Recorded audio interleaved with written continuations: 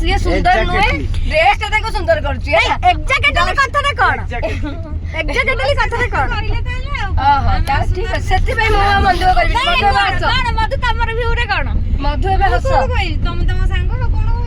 ଆଉ ମନରେ କହିବ ମୋ ସାଙ୍ଗ ମତେ ଗୋଟେ ଫାଷ୍ଟ ଭଲ କହିଲେ ତାପରେ ତମେ ମାନେ ଜବରଦସ୍ତି ପ୍ରେସରାଇଜ କରି ଆମେ କିଛି ପ୍ରେସରାଇଜ କରିନୁ ମୁଁ କହିଲି ତାଙ୍କ ମନରେ ଯୋଉଟା ଅଛି ସେ ସତ କହିଲେ ସତ କହିଲେ ସତ କହିଲେ ଆପଣ କଣ କହୁଛନ୍ତି ମୁଁ କୁହନ୍ତୁ ଏଇଟା କହିଲି ଯେ ମୁଁ ଏବେ ଖୁସି ଏବେ ନିର୍ମଳ ଆମଙ୍କ ଭିଉ ଶୁଣିଲା ପରେ ମୁଁ ଖୁସି ଯେ ଡ୍ରେସ ସୁନ୍ଦର ନାଇଁ ନାଇଁ ଡ୍ରେସ ସୁନ୍ଦର ଆମେ ମାନେ ସୁନ୍ଦର ବଟ୍ ଆମ ମାନଙ୍କ ସୁନ୍ଦରତାକୁ ଡ୍ରେସ ଟା ଖାପ ଖାଉନି ମ୍ୟାଚ୍ ଖାଉନି ମାନେ ଡ୍ରେସ ରେ ବଟ୍ ତାଙ୍କ ସାଙ୍ଗ କହିଲେ ତାଙ୍କରି ସାଙ୍ଗ ହିଁ କହିଲେ ଯେ କଣ କହିଦିଅ ଟିକେ ମଧୁ କହିଦିଅ ମଧୁ କହିଦିଅ ଯେ ତାଙ୍କୁ ମାନୁଥିଲେ ବୋଲି କହୁଥିଲେ ଏବେ ମୁଁ ଶୁଣିବାକୁ ପାଇଲି ଯେ ମାନେ ବୁଝିବାକୁ ପାଇଲି ଯେ ତାଙ୍କ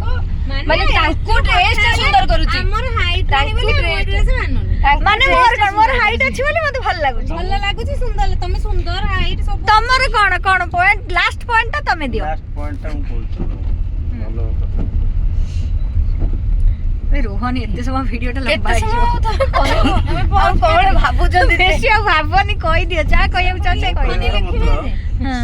ଶିବ ସବୁଠୁ ସୁନ୍ଦର ଦେଖିବାକୁ ଶିବଙ୍କୁ ବି ବହୁତ ଲୋକ ପୂଜା କରନ୍ତି ହେଲା ସେ ବାଘ ଛାଲ ପିନ୍ଧିକିରି ବସୁଛନ୍ତି ସେ ବାଘ ଛାଲ ମୁଁ ଏନେ ଇନ୍ଦ୍ରଙ୍କୁ ଦେଇକିରି ଯଦି ବସେଇବି ଇନ୍ଦ୍ର ଭଲ ଦେଖାଯିବେନି କଥାଟା ବୁଝ ଭଲ ଦେଖାଯିବେ ଯାହାକୁ ସୁଟ୍ କରିବ ନା ଆଉ ତମେ କହିବ